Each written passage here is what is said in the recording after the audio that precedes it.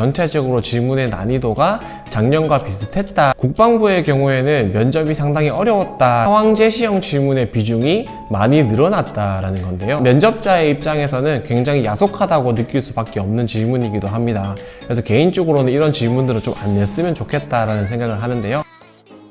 종합적으로 이야기를 했을 때에는 당연한 이야기겠지만 저는 군무원 면접의 수준이 갈수록 올라갈 것이다. 그래서 2021년 올해보다 내년 2022년에 군무원 면접의 수준이 더 올라갈 것이다 라고 얘기를 해드리고 싶은데요. 제가 그렇게 생각하는 이유는 3가지 정도가 있습니다. 첫 번째가 바로 군무원에 대한 사회적 인식이 개선되고 있다는 부분인데요. 기존의 군무원에 대한 어떤 사회적인 인식이 상당히 좋지 못한 부분들도 있었고, 군무원이라는 직업에 대해서 많은 사람들이 알지 못하는 부분들도 있었습니다.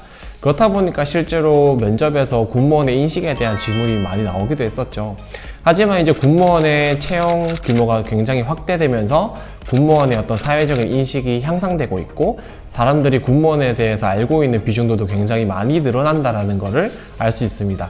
그래서 이런 것들을 놓고 봤을 때 앞으로 군무원에 대해서 가지고 있는 사람들의 어떤 가치 판단의 기준이나 이런 것들도 상당히 높아진다라고 할 수 있겠죠.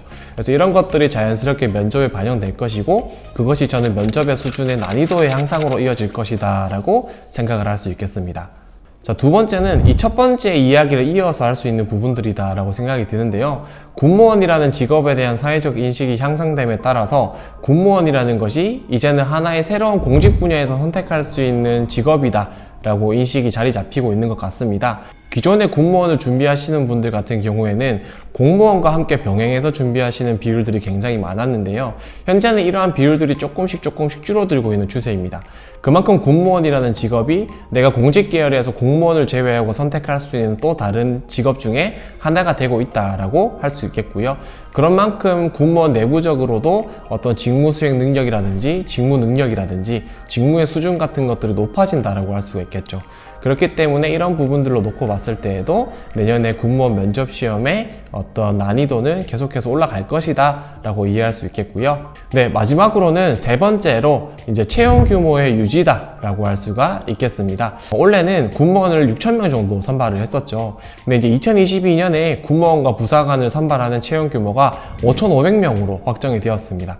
그만큼 채용 규모가 어느 정도 조금은 줄었지만 그래도 대규모 채용을 하고 있다라는 것들을 알 수 있겠는데요. 그래서 이러한 대규모 채용을 한다는 부분에서 놓고 봤을 때 저는 이러한 대규모 채용이 5,000명 이상을 선발하거나 4,000명대 후반을 선발하는 이러한 군무원의 채용 규모가 제 생각에는 아마 2022년이 어떻게 보면 피크이지 않을까라는 생각이 들기도 합니다. 그렇기 때문에 이 피크인 상황에서 많은 분들이 군무원에 지원을 하실 것이고, 그리고 그런 부분에 있어서 변별력을 높이기 위해서 군무원 면접의 어떤 난이도를 높일 수 있는 부분들이 충분히 가능성이 존재한다라고 할 수 있겠고요.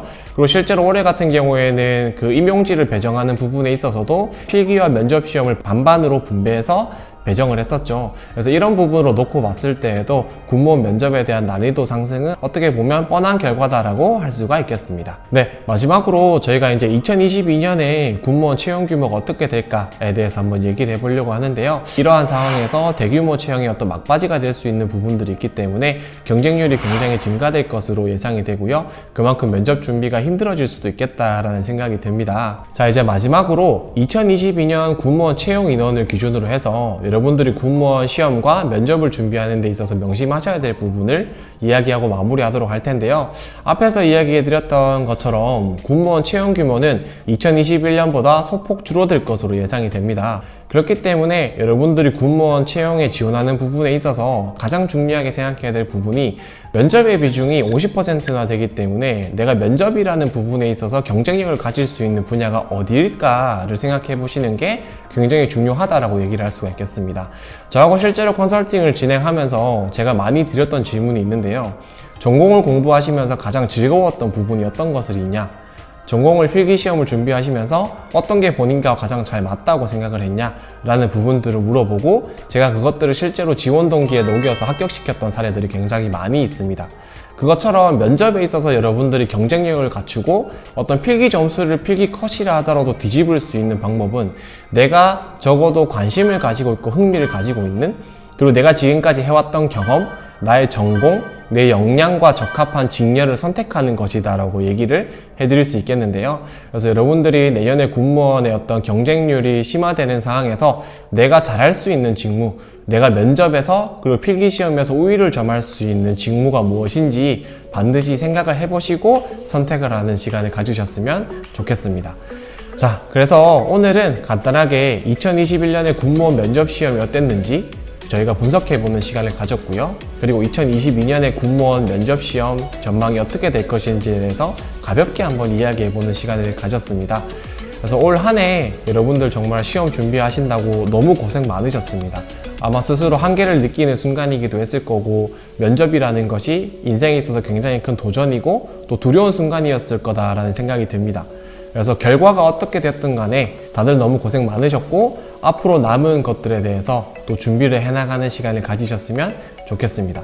그리고 오늘 영상을 통해서 2022년 군무원 면접시험을 준비하시는 분들, 그리고 군무원 시험을 준비하시는 모든 분들이 좀 도움이 되셨으면 좋겠다라는 생각을 합니다.